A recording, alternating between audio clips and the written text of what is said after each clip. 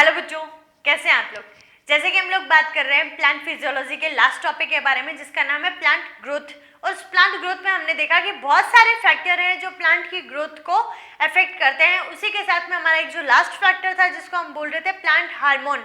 Hormones में हम लोगों ने देखे कि कौन कौन से हार्मोन है वो प्रमोट करने का काम करते हैं और कौन सा हार्मोन है जो इनहिबिट करने का काम करता है। आज हम लोग जो बात करने वाले हैं ऑक्सिन के बारे में, ग्रोथ प्रमोटिंग हार्मोन के बारे में।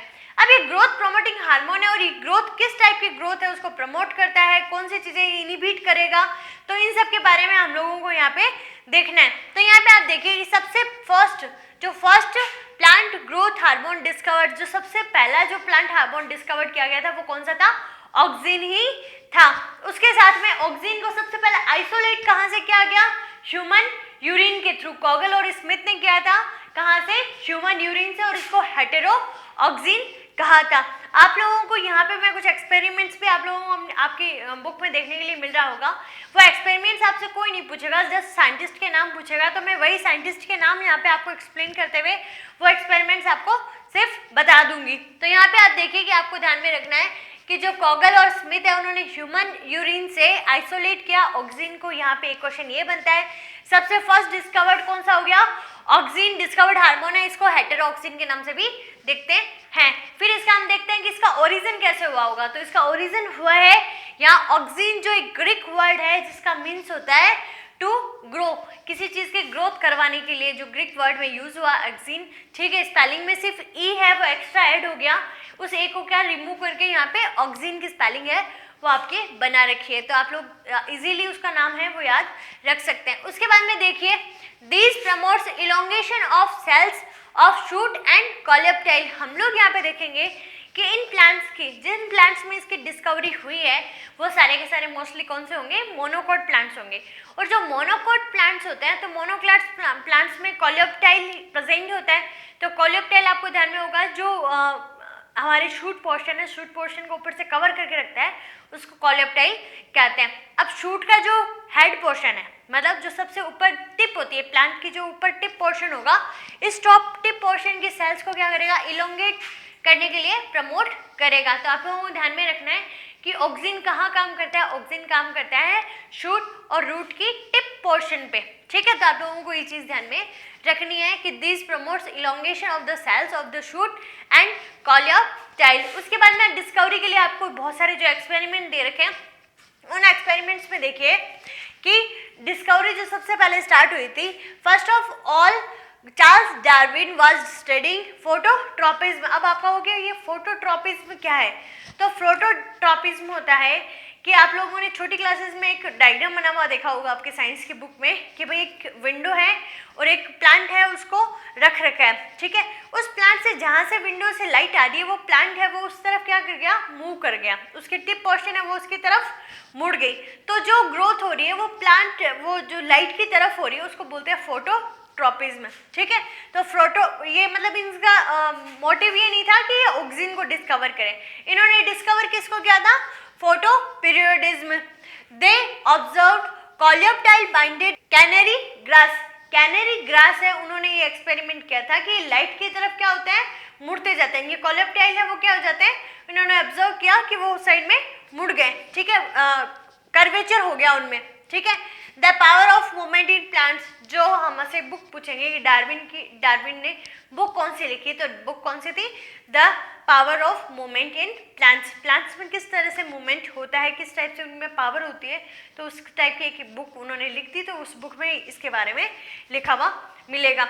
उसके बाद में बॉयसन जेनसन एक साइंटिस्ट थे, उन्होंने किस पे एक्सपेरिमेंट किया? ओट पे एक्सपेरिमेंट किया था। ओट का नाम क्या होता है? एविना सेटाइवा, साइंटिफिक इसका नेम हो जाएगा।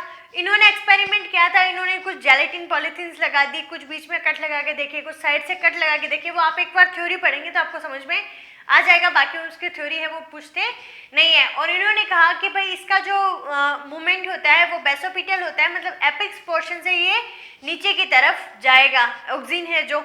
तो ये एक एक्सपेरिमेंट है, थोड़ा सा ध्यान में रखना है आपको, सिर्फ नाम से ध्यान में रखना है, उसके अलावा इससे क्वेश्चन नहीं बनते। अब जो क्वेश्चन बनता है वो क्वेश्चन ये बनता है कि डिस्कवरी किसने की ऑक्सिन की? तो ऑक्सिन की डिस्कवरी है वो F.W. वेंट ने की थी। इन्होंने अगार अगार को यूज किया था प्लांट की टिप के साथ में। ठीक है, तो ऑक्सिन को डिस्कवर किया and gave the name, name भी किसने दिया? F.W. वेंट ने। ये तो हुई हमारी डिस्कवरी की बात। उसके बाद में बोले कि हम बायोसिंथेसिस करना चाहें, हम चाहते हैं कि हम ऑक्सीजन को खुद ही बना लें, तो बायोसिंथेसिस करने के लिए क्या करना पड़ेगा? ट्रिप्टोफैन अमीनो एसिड है, उसको किसके प्रेजेंस में? Zn++ आयन की प्रेजेंस में हम क्या कर सकते हैं? ऑक्सीजन के फॉर्म में यूज कर सकते हैं। तो यहाँ पे बायोसिंथेसिस है वो भी दे रखा है एक, उसके साथ में आपको दे रखा है कि chemical nature of oxygen, chemical nature है वो इसका कैसा है, इसका फॉर्मूला दे दिया ऑक्सीजन ए का कि C18H32 और O5 ये 5 है, ये क्या है यहाँ पे केमिकल फॉर्मूला की तरह ध्यान में रख सकते हैं। उसके अलावा आपसे पूछा जाता है कि नेचुरल ऑक्सीजन कौन से हैं और आर्टिफिशियल जो सिंथेसाइज्ड ऑक्सीजन है वो कौन से हैं।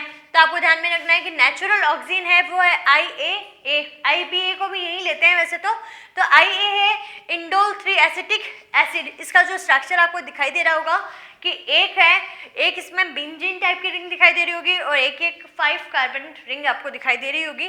तो ये वाली रिंग है आपको ध्यान में रखनी है। एक डायग्राम है वो इनफ है, बाकी आप लोगों को 5 डायग्राम्स दे रखे हैं वो आपसे लर्न होते हैं तो आप कर सकते हैं, अदरवाइज ये स्ट्रक्चर नहीं पूछी जाती है आपके, ठीक है। उसके बाद में हम बात करें कि बायो ऐसे एक्सपेरिमेंट, ठीक है। उससे पहले हम लोग बात कर लेते हैं कि जो सिंथेटिक ऑक्सीजन है, तो सिंथेटिक ऑक्सीजन है वो कौन से है? IPA इंडोल ब्यूटारिक एसिड, उसके बाद में NaA नैफ्थलीन एसिटिक एसिड, और फिर IPA की बात कर रहे हैं इंडोल पायरुविक एसिड। पायरुविक नाम तो आप लोगों को अच्छे से याद हो गया होगा। उसके बाद करते हैं 2,4-D और 2,4,5-T के बारे में। 2,4-D है उसका नाम हो जाएगा 2,4-डाइक्लोरोफेनॉक्सी एसिटिक एसिड, ठीक है। और 2,4,5-T है तो T मतलब ट्राई हो जाएगा, तो 2,4,5 ट्राइक्लोरोफेनॉक्सी एसिटिक एसिड। अब ये जो दोनों है ये दोनों क्या है? एक टाइप की विड मतलब जो विड को क्लीन करने के लिए, वो मैं आपको जब यूजेस बताऊंगी उस टाइम समझाऊंगी।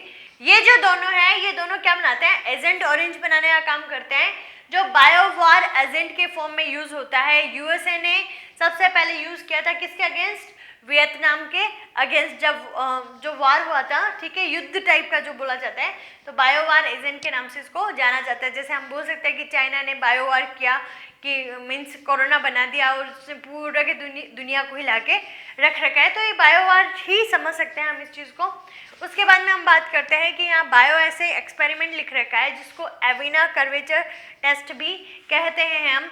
तो इसको क्या कहेंगे? Testing of substance for its activity in causing a growth response in the living plants. जो भी कोई लिविंग प्लांट्स है उसमें किसी लिविंग पार्ट में होने वाली जो सब्सटेंस के कारण ग्रोथ है, ये एक मेजरली सब्सटेंस उनको चाहिए ही, ठीक है। जैसे मैंने बताया कि यहाँ पे एक्सपेरिमेंट्स आपको ध्यान में रखने ज़रूरी नहीं है। तो जो बॉयस एंड जेनसन थे उन्होंने एक्सपेरिमेंट किया था कि भाई जो प्लांट की स्टेम है उसके टिप पोर्शन को कट कर दिया, उसके बाद में फोटो पीरियोडिज्म एक्सपेरिमेंट करने की कोशिश की तो प्लांट है वो उस तरफ मूव नहीं किया। तो इन्होंने कहा कि कुछ ना कुछ ऐसा सब्सटेंस है जो क्या करवा रहा है, उसको मूव करवाने के लिए हेल्पफुल है, और वो कहाँ पाया जा रहा है? सिर्फ टिप पोर्शन पे ही पाया जा रहा है, ठीक है। तो इस टाइप से ये आपका ऑक्सीजन है, ऑक्सीजन की थोड़ी बहुत आपको थ्योरी ध्यान में रखनी है। उसके अलावा पूछे इसमें से जो भी हार्मोन्स हैं उनके स्ट्रक्चर्स हैं, तो स्ट्रक्चर्स में आपको एक ही इंडोल एसिटिक एसिड की तो ध्यान में रखनी है, साथ में आपको फॉर्मूला ध्यान में रखना है। उसके बाद में हम जिब्रेलिन साइटोकाइनिन पढ़ेंगे, उनके फॉर्मूलाज भी इंपॉर्टेंट रहेंगे, और साथ ही में इनके इंपॉर्टेंट रहेंगे फंक्शंस। तो फंक्शंस पे आपको अच्छे से ध्यान में रखना है, बाकी जो साइंटिस्ट के नाम है वो आप इतने याद करेंगे तो उसके लिए सफिशिएंट रहेगा। तो बच्चों अभी तक हम लोगों ने बात की ऑक्सीजन के बारे में। तो ऑक्सीजन की डिस्कवरी किसने की थी? ऑक्सीजन है वो सबसे फर्स्ट प्लांट हार्मोन है। उसी के साथ में हम लोगों ने देखा कि ऑक्सीजन है वो नेचुरल भी होते हैं, ऑक्सीजन है वो सिंथेसाइज्ड भी होते हैं। जो नेचुरल था उसमें IAA इंडोल एसिटिक एसिड, और जो सिंथेसाइज्ड था उसको NaA नैफ्थलीन एसिटिक एसिड के नाम से हमने देखा। और भी जो सिंथेसाइज्ड थे उनके आपको फुल फॉर्म के साथ में नाम ध्यान में रखने, क्योंकि क्वेश्चन है वो फुल फॉर्म के ऊपर भी बनता है। अभी जो हम लोग बात करने वाले हैं वो बात करने वाले हैं physiological effects and applications of oxygen. Oxygen के एप्लीकेशन से तो आपको समझ में आता है कि उसके यूजेस क्या होने वाले हैं, हम यूजेस कौन से पढ़ने वाले हैं। उसी के साथ में आपको बात ध्यान में रखनी है फिजियोलॉजिकल इफेक्ट क्या होंगे।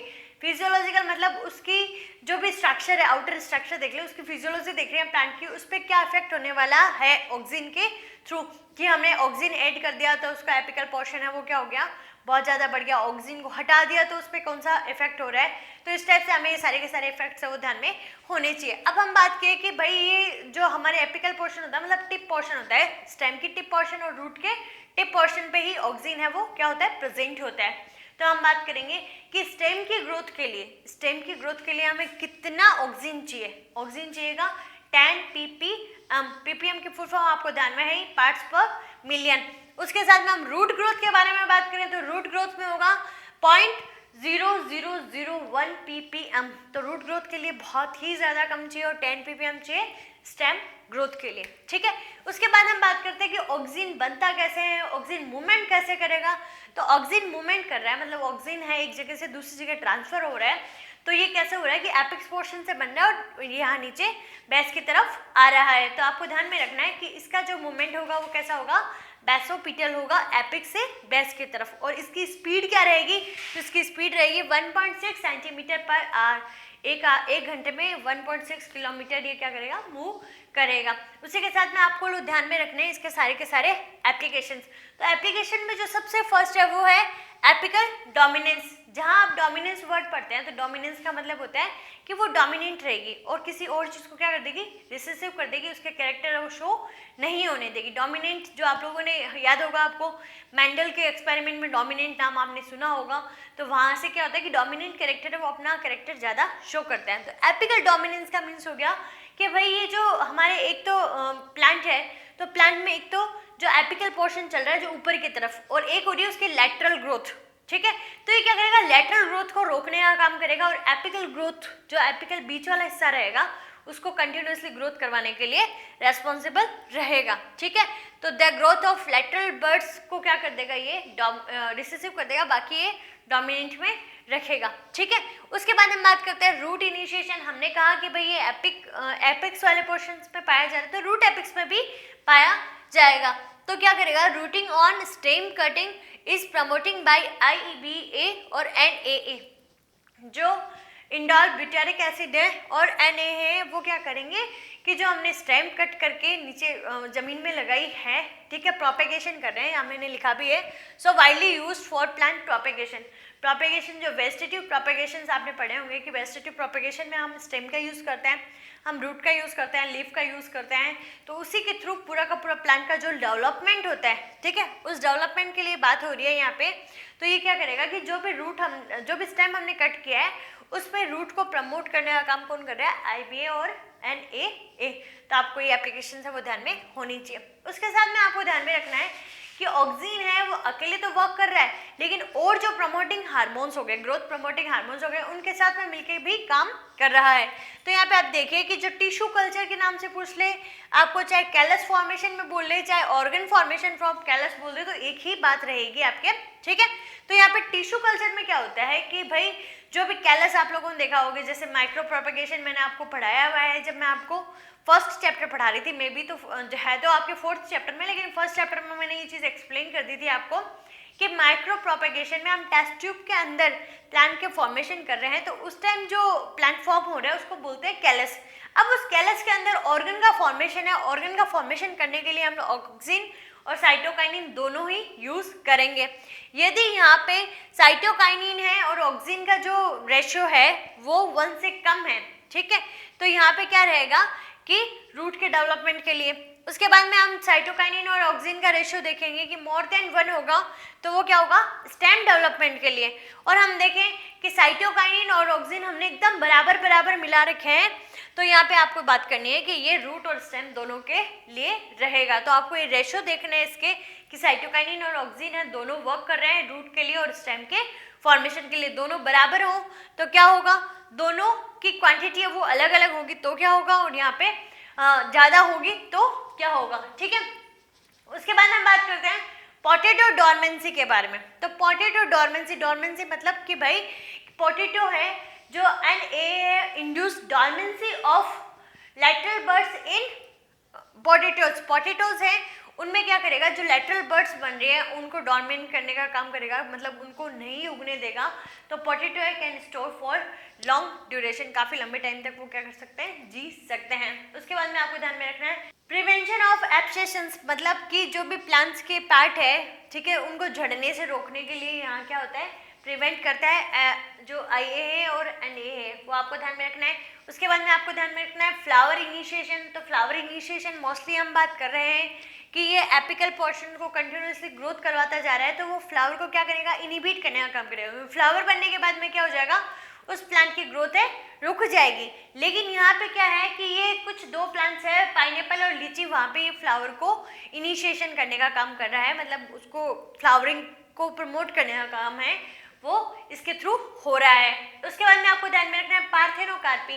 पार्थेनोकार्पी में मैंने आपको फर्स्ट चैप्टर में एक्सप्लेन किया था कि जो सीडलेस फ्रूट फॉर्मेशन होंगे लाइक टोमेटो, तो उसमें क्या होता है, पार्थेनोकार्पी, ठीक है।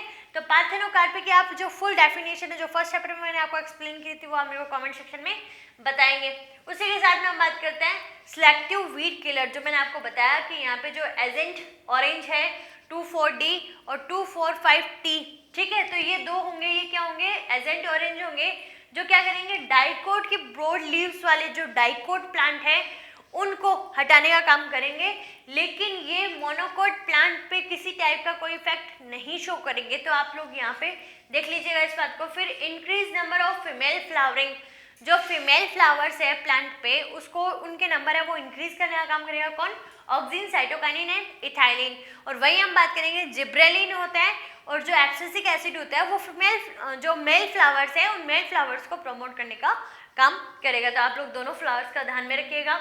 रूट नोड्यूल्स फॉर्मेशन, जहाँ पे भी रूट नोड्यूल्स बनते हैं नाइट्रोजन फिक्सेशन के लिए लाइक लेग्यूम प्लांट्स में, वहाँ पे रूट फॉर्मेशन का काम है वो भी इसका होता है। उसके साथ में स्वीटनिंग ऑफ फ्रूट, जो शुगर केन है उसमें स्टार्च के लेवल को इंक्रीज करने के लिए क्या पाया जाता है, यहाँ पे स्वीटनिंग ऑफ फ्रूट ऑक्सिन है उसको हम यूज कर सकते हैं। तो यहाँ पे आपको सारी की सारी एप्लीकेशन है वो ध्यान में रखनी है, और आपको साथ साथ में अच्छे से पढ़ाई करते हुए जाना है। और यदि आप सोच रहे हैं कि भाई यही जो 30-40 व्यूज़ आ रहे हैं आप किसी को शेयर नहीं करते, कोई लाइक नहीं करते, सब्सक्राइब तो आपने लोगों ने कर रखा है जो आप पढ़ रहे हैं, तो आपको यदि ये लेसन्स हैं वो यूज़फुल लगते हैं तो आप अपने फ्रेंड्स, फैमिली मेम्बर्स, किसी को भी शेयर कर सकते हैं, जिससे क्या होगा कि व्यूज़ बढ़ेंगे तो मेरा मोटिवेशन बढ़ेगा। अब मेरे भी एग्ज़ाम आने वाले हैं, तो मतलब थोड़ा सा मतलब मैं कंफ्यूज हो रही हूँ अभी कि मैं वीडियोस बनाऊँ कि मैं एग्ज़ाम की प्रिपरेशन करूँ, क्योंकि एक वीडियो में जो मेरा टाइम स्पेंड होता है वो 3 आवर्स के अप्रोक्स है टाइम स्पेंड हो जाता है मेरा, तो मुझे समझ में नहीं आ रहा, मैं कंफ्यूज हूँ, रियली कंफ्यूज हूँ मैं। और जब टाइम नहीं मिलेगा तो मैं शायद वीडियो बना भी नहीं पाऊँगी। हो सकता है जनवरी के बाद में मैं और ज़्यादा फास्टली इसको मूव करने की कोशिश करूँ कि भाई मैं जल्दी है आपके लेसन्स है वो आपके कंप्लीट करने की कोशिश करूँ। लेकिन मेरा मोटिवेशन तो मुझे चाहिए ना, एक मोटिवेशन, एक मैसेज से ये काम नहीं चलेगा कि भाई एक है वो मुझे ये बोल रहा है कि भाई मेरे को लेसन्स की ज़रूरत है तो आप मेरे लिए लेसन्स है वो प्रोवाइड करवाओ, ठीक है। यदि एक ही बंदे को रिक्वायरमेंट है लेसन्स की तो मैं एक काम करती हूँ कि मैं उसको फ़ोन कॉल पे भी पढ़ा सकती हूँ, ठीक है। मेरे को ज़रूरी नहीं है कि मैं पूरे के पूरे, मतलब आपको जो 20 मिनट का वीडियो प्रोवाइड करवाना है उसके लिए मैं 3 घंटे स्पेंड करूँ, कोई ज़रूरी नहीं है। यदि आप मेरे को मोटिवेट नहीं रख सकते तो मतलब आगे से शायद मेरे लेक्चर होंगे कि मैं फ़ोन कॉल पे ही उसको समझा दूँगी। एक ही बच्ची है या बच्चा है जो भी है जो मेरे को आंसर करेगा, ठीक है, जो मैं क्वेश्चन पूछूंगी उसका आंसर भी मेरे को एक ही आएगा, मतलब जो कमेंट सेक्शन में आ रहा है। लाइक तो आपकी मन मर्जी, आप करेंगे तो करेंगे, नहीं करेंगे तो नहीं करेंगे, ठीक है। तो जो मैं एफर्ट्स दे रही हूँ उन एफर्ट्स का प्रॉफिट मेरे को तो मिलना चाहिए ना, कुछ भी, ठीक है। लाइक आपका जो एक लाइक है, ठीक है, आप जो शेयर कर देंगे तो मतलब तो आप लोग अपना डिसाइड कर लीजिए, ताकि क्या मैं मोटिवेट रहूँगी तो मैं वीडियोस बनाऊँगी, अदरवाइज मैं भी मेरी प्रिपरेशन करूँगी। आपके जितने एग्जाम्स इंपॉर्टेंट है उतने एग्ज़ाम मेरे भी इंपॉर्टेंट है। तो खुश रहिए, मुस्कुराते रहिए और घर पे सुरक्षित रहिए। Thank you.